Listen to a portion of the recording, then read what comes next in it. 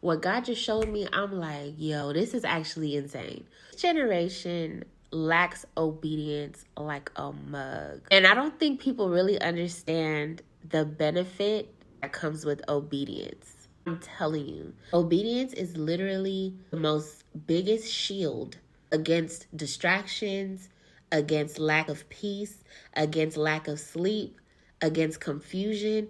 Being obedient will literally guide you into spaces that you didn't even know were open doors for you. Obedience will give you the reassurance that you need to be successful in your heart, in your mind, in your soul. When I was fasting, I had a revelation about a will. Like, you know how our parents have to pass away or our family members have to pass away in order for us to receive what they accumulated for us. They may have accumulated property, they may have accumulated land, all of these different things, right? In order for us to receive what our parents left for us, they have to pass away. Think of this, y'all. Don't let this go over your head.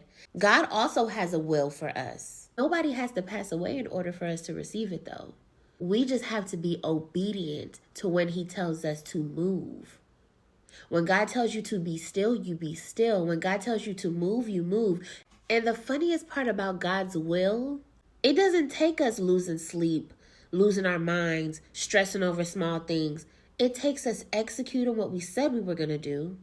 It takes us visualizing the vision that he's already placed on our hearts. That vision board that you created, you did not put those ideas in your head.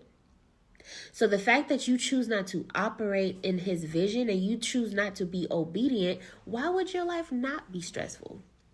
Why would it not be complicated? Why would you not be overwhelmed? You're not operating in God's will.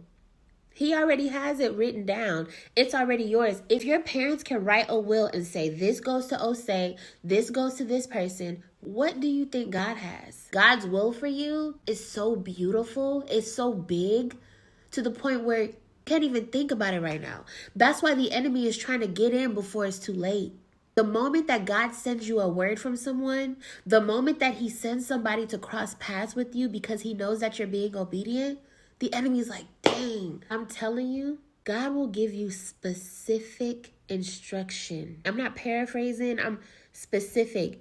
How often to do it, when to do it, how to do it, where you gonna be at, what's the topics. The fact that he's so big that he can lean in, the earth is God's footstool. Does that not make you realize how big your creator is? And you worried about $50? You worried about a bill not being paid on time right now?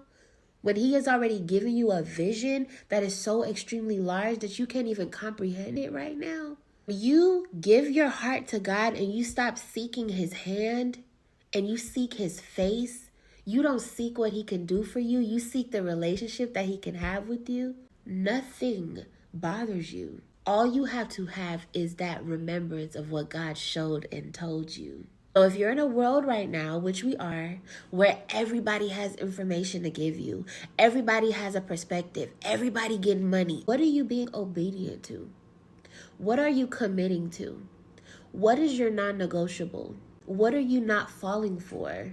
Y'all already know if you stand for nothing, you fall for everything. That has everything to do with being obedient. Show up in the places God tells you to show up. When you get there, you'll find out why you were sent there. The things that we don't compromise, do your obedience that way. It's not going to happen overnight. But if you have your faith, you have your wisdom, and you are obedient, you're good. Y'all better stop playing with God. Don't play with him, don't play with him, don't play with him.